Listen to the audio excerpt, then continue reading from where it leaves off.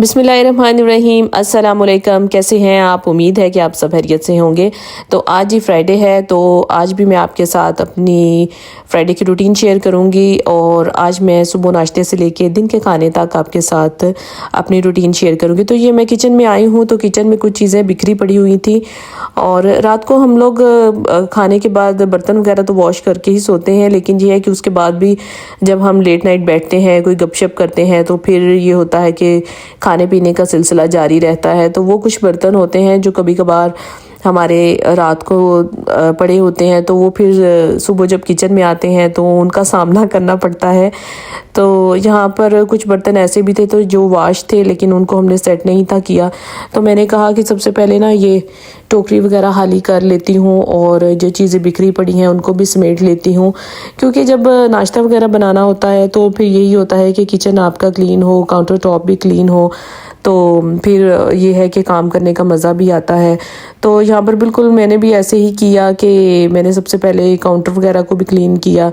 और यहाँ पर आज हमने मंगवाए थे नान चने और साथ हलवा था, सैलेड था।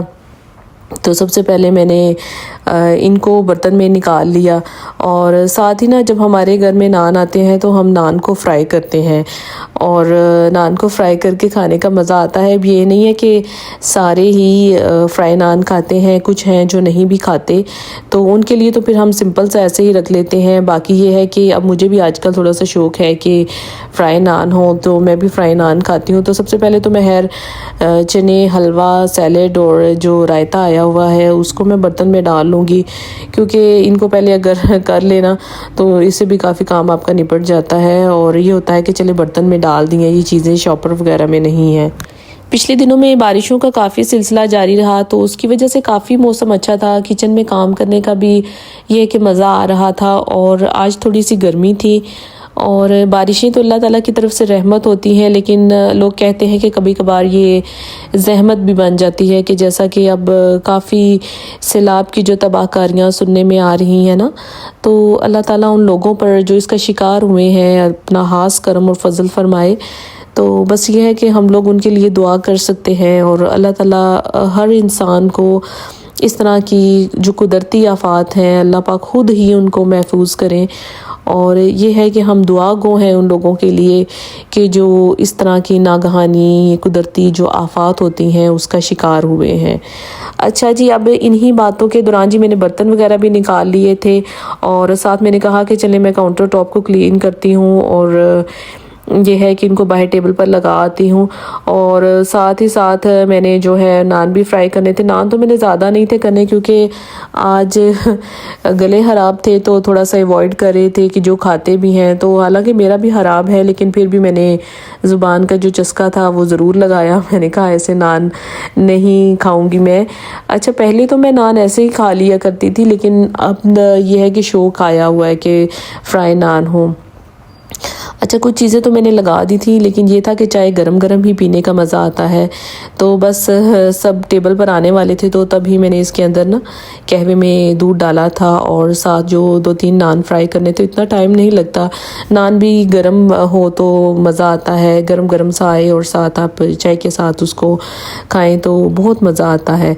लेकिन ये है कि चाय आपकी गर्म होनी चाहिए। लेकिन आज मेरे साथ थोड़ा सा ना सिलसिला अजीब हुआ कि चाय मैंने अपनी तरफ से तो सबकी बनाई थी, लेकिन यह है कि कुछ सोए हुए थे, कुछ उठे हुए थे, तो बस चाय ना मुझे आज थोड़ा सा मेरा ऐसा हुआ कि चाय कम होगी। तो यहाँ पर आप देख सकते हैं कि मेरी विंडो से मैं आपको अपना जो ये एक वेदर का व्यू होता है वो ज़रूर दिखाती हूँ कि ये विंडो से मुझे व्यू को देखने का, वेदर को एंजॉय करने का बहुत मज़ा आता है। तो यहाँ पर जी चाय को फेंटा लगा रहे हैं और चाय को जितना आप फेंट कर बनाते हैं ना तो इतनी ही मज़ेदार खुशबूदार चाय बनती है। तो साथ ही मैं इसको कप्स में डाल रही हूँ और नाश्ते के लिए टेबल पर नाश्ते के बर्तन वगैरह भी मैंने लगा दिए थे, तो इतना ज़्यादा काम नहीं था मेरा। अच्छा, अक्सर ऐसा होता है कि आप काम कर रहे होते हैं और आपको लगता है कि मेरा इतना ज़्यादा काम नहीं है और बल्कि काम मेरा मुकम्मल हो चुका है। तो बिल्कुल ऐसे ही आज मेरे साथ दोबारा से हुआ कि मैंने चाय वगैरह टेबल पर रख दी थी और मैंने कहा कि मैं भी आराम से ब्रेकफास्ट कर लूँगी। तो इसी दौरान हरीम के बाबा उठ चुके थे। तो हरीम के बाबा नान और चने नहीं खाते, तो उन्होंने खाना था पराठा और अंडा। तो फिर मैंने कहा कि चले मैं अब अपना नाश्ता तो यहीं पर ही स्टॉप करती हूँ और यह है कि पहले उनको बना दूँ। अच्छा, मैं ना जब नान चने या कोई भी नाश्ता हो ना, जैसे ब्रेड है, ब्रेड बटर है या ब्रेड और एग है या पराठा अंडा है, पराठा सालन है, तो जब ये मैं चीज़ें खाती हूँ ना तो चाय की दफ़ा मेरा यही होता है कि चाय में बहुत इजी हो के और सही उसको इंजॉय करके पीऊँ। तो चाय मैंने वहीं पर स्टॉप कर दी थी और मैंने कहा कि मैं चाय तो आराम से पीऊँगी। तो मैंने कहा पहले मैं इनको नाश्ता बना देती हूँ। तो एग मैंने फ्राई कर लिया था, साथ ही मैंने इनके लिए पराठा डाल दिया था। इनको थोड़ा सा स्टमक प्रॉब्लम है तो इस वजह से वो नान खाना थोड़ा अवॉइड करते हैं, लेकिन खैर पराठे पर भी घी इस्तेमाल होता है, लेकिन वो यूज़ टू हो चुके हैं तो इतना उनको फील नहीं होता। तो यहाँ पर मैंने पराठा भी उनका डाल दिया था और एग तो मैंने ऑलरेडी बना लिया था। और आजकल ये है कि मैं एग बनाने के लिए फ्राइंग पैन नहीं यूज़ करी, तवे को ही इस्तेमाल करती हूँ। कहती हूँ कि चले एक ही चीज़ इस्तेमाल की जाए और दो दो चीज़ें ऐसे इस्तेमाल करने से ना अपने लिए एक क्या कहते हैं वक्त सा बना होता है, प्रॉब्लम बनी होती है।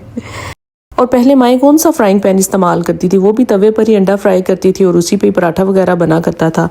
अच्छा जी, नाश्ते से मैं फ्री हो चुकी थी और नेक्स्ट लेवल था बर्तन वॉश करने का। तो किचन की जो रिस्पॉन्सिबिलिटी होती है वो मेरी होती है और छोटी सायरा ने घर को समेटना होता है।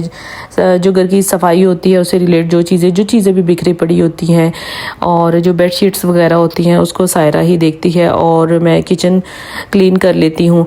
और इसके बाद इन कामों से फ्री होने के बाद हमारा अगला काम होता है बच्चों को रेडी करना। और आजकल तो छुट्टियां हैं तो अब ये होता है कि हम इस काम से फ्री होके ना फ़ौरन ही उनकी तरफ जाते हैं और उनको नहला धुला के कपड़े वगैरह पहना देते हैं कि मतलब ये काम करते करते ही ना हमारे तकरीबन 12 ज़रूर हो जाते हैं। और 12 के बाद फिर हमारा ये होता है कि दिन के खाने का होता है कि हम फ़ौरन उनके दर्स जाने से पहले पहले ये काम ख़त्म कर लें। अच्छा जी, इन्हीं बातों के दौरान मैंने बर्तन तो वॉश कर लिए हैं और सिंक को भी मैंने जो है वो अच्छी तरह से वॉश कर दिया है। तो यहाँ पर जी छोटी ज़ैनब आई है और इसको थोड़ा सा आई थिंक फ़ीवर है, तो उसने कहा मामी मुझे सिरप दे दे, तो उसको मैंने सिरप दे दिया ब्रूफिन। अच्छा जी, अब था स्टोव को क्लीन करना। बर्तन वॉश करने के बाद अगला काम मेरा यही होता है कि मैं स्टोव को क्लीन करती हूँ, क्योंकि बच्चे हैं वक्फे वक्फे से उठते हैं और उनके नाश्ते का जो सिलसिला है वो वक्तन फ़वक्तन जारी रहता है।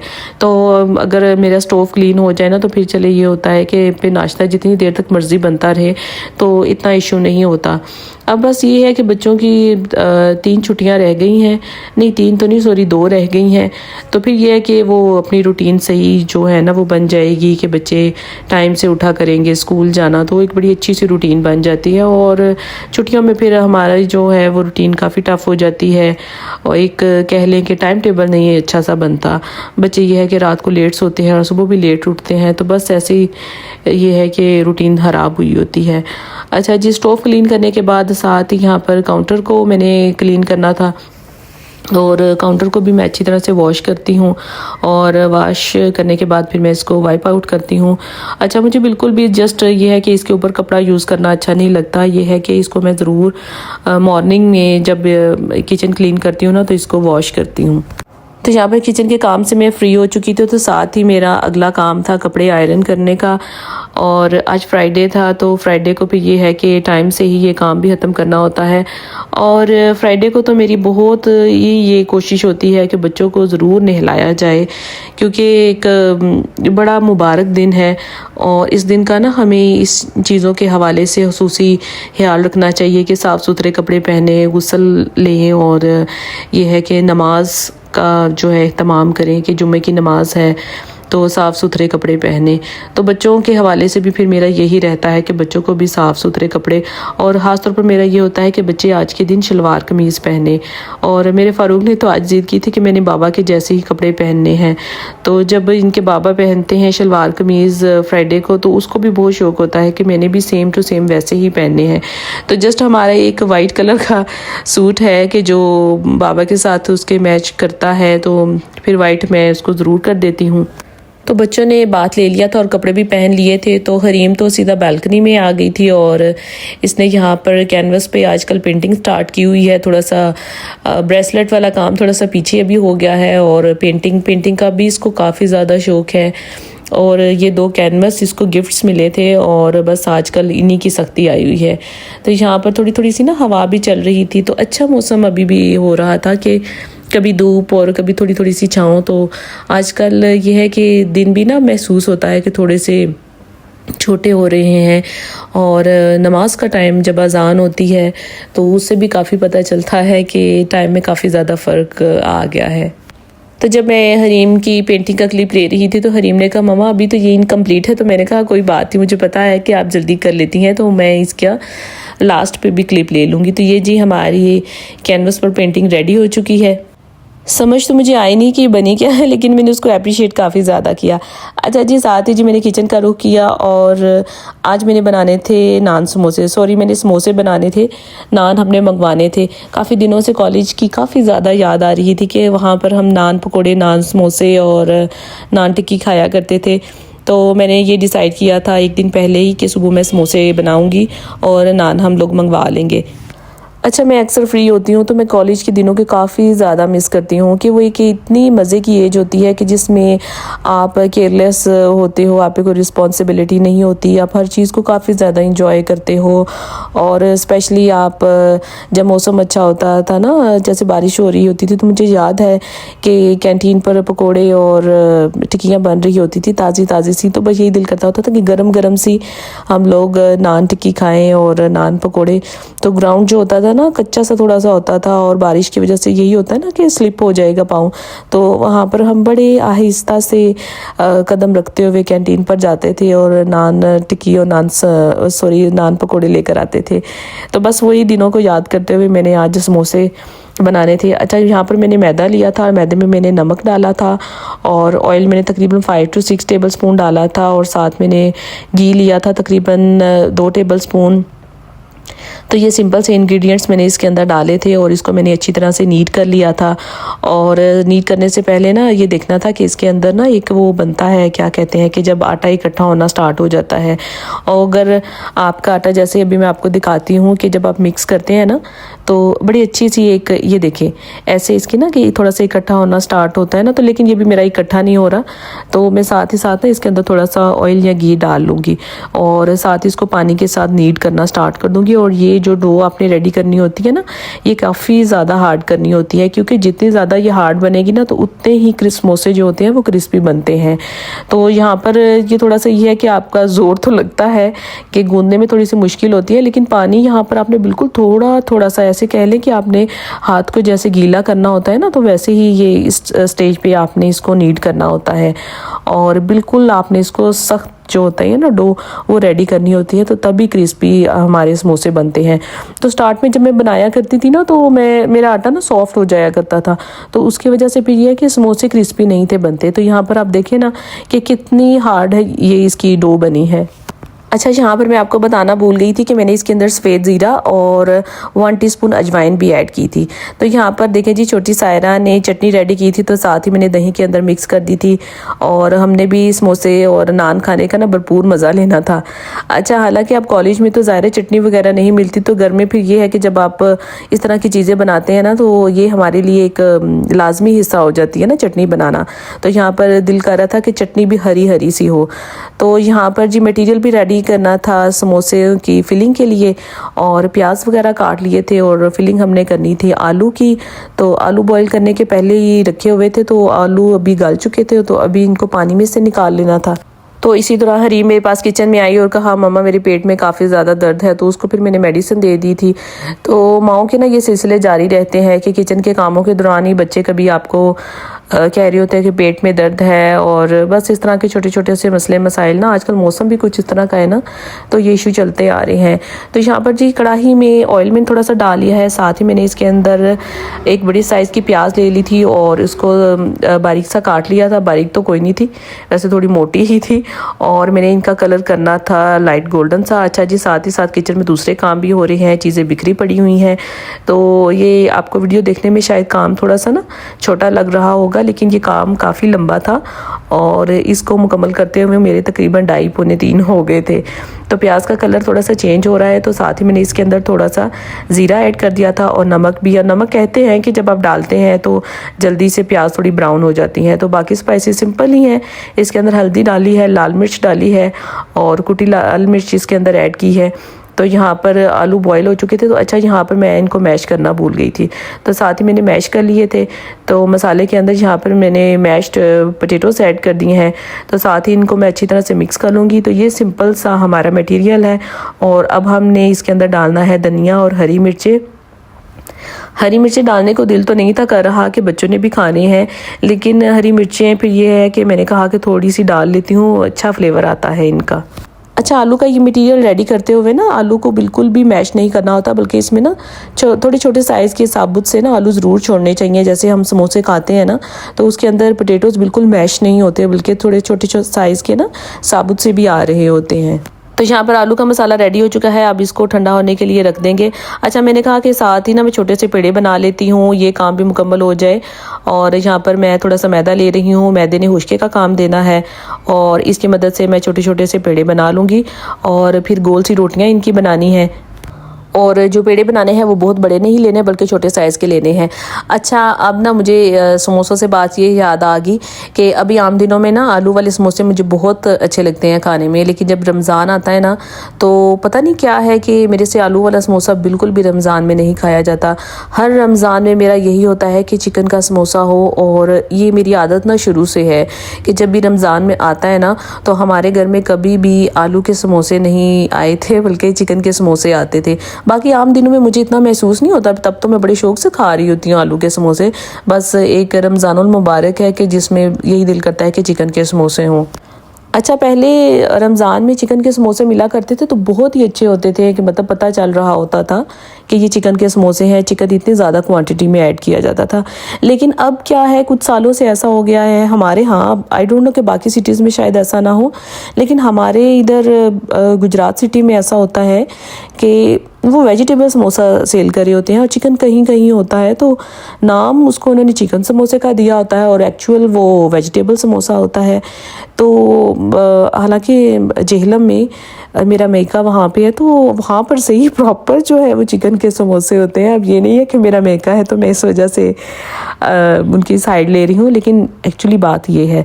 लेकिन इस दफ़ा मैंने यही सोचा है कि रमज़ान में मैं ख़ुद चिकन के समोसे बनाऊँगी, बाहर से बिल्कुल भी नहीं लेंगे। इतने एक्सपेंसिव लें भी और चीज़ भी आपको अच्छी ना मिले तो बड़ा दुख होता है। अच्छा जी, यहाँ पर मैंने रोटियां बनाना स्टार्ट कर दी हैं, और एक रोटी बना के उसके ऊपर मैंने थोड़ा सा मैदा डस्ट किया है। बेशक आप मैदा डस्ट कर ले या थोड़ा सा ऑयल लगा ले।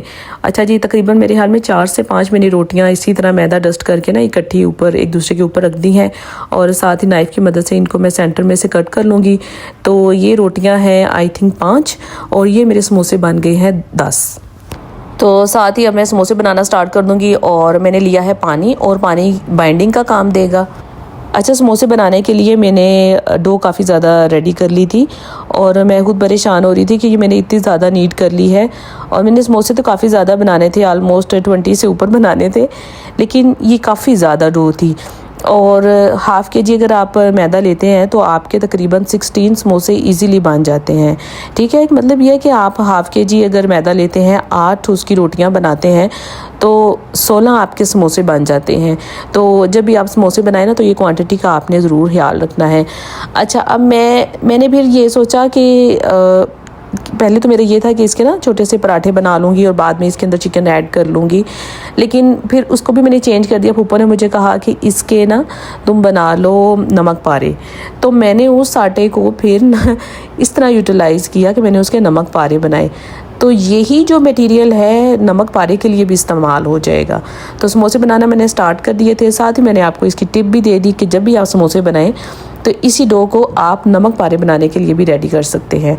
अच्छा, जब ना समोसे बनाते हैं ना तो इसके लिए ऑयल बहुत ज़्यादा गर्म नहीं होना चाहिए, बल्कि नॉर्मल टेम्परेचर होना चाहिए। अगर आप गर्म तेल में डाल देंगे ना तो ये फ़ौरन ही पकना स्टार्ट हो जाएंगे, तो ये इतने ज़्यादा क्रिस्पी नहीं रहते।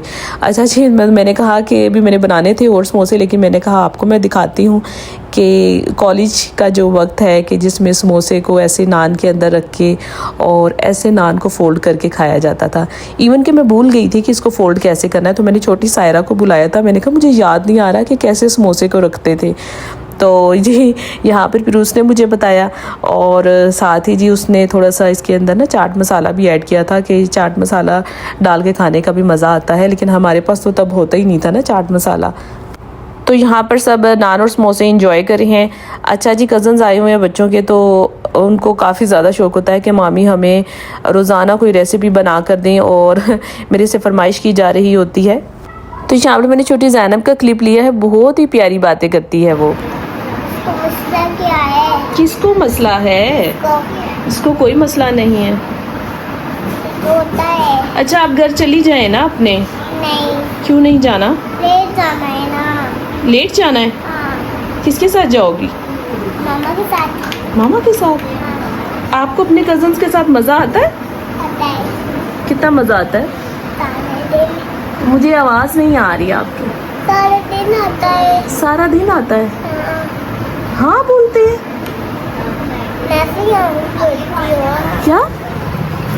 ऐसे बोलती हूँ। आप मुझे बिल्कुल भी अच्छी नहीं लगती है ज़ैनब। अच्छी लगती हो। अच्छा, मेरी तरफ तो देखिए ना। अच्छा, आप किसको ज़्यादा प्यार करती हैं? हरीम अप्पा को करती हैं या शिफा को या एजल को? अपने फ्रेंड्स को। सब फ्रेंड्स को। हरीम अप्पा को ज़्यादा करती हो या नूरे को? सब फ्रेंड्स को। नहीं, एक बताएं नहीं सब। प्लीज़। नहीं सब। अच्छा, मामी के चैनल का आप नहीं बोलेंगी कि मामी के चैनल को लाइक करें? बोलती तो। नहीं, आप बोले ना। चैनल को लाइक करें, मेरी मम्मी को चैनल को लाइक करें, चैनल को सब्सक्राइब करें। आवाज़ नहीं आ रही है, ज़रा थोड़ा सा ऊंचा बोले। चैनल को लाइक करें, चैनल को सब्सक्राइब करें। ओके, और कैसे लाइक करना है बताएं? बटन को दबा दे और शेयर बटन को दबा दें और सब्सक्राइब करें। हाँ, और लाइक कैसे करें? लाइक कैसे? चैनल को लाइक, चैनल को लाइक।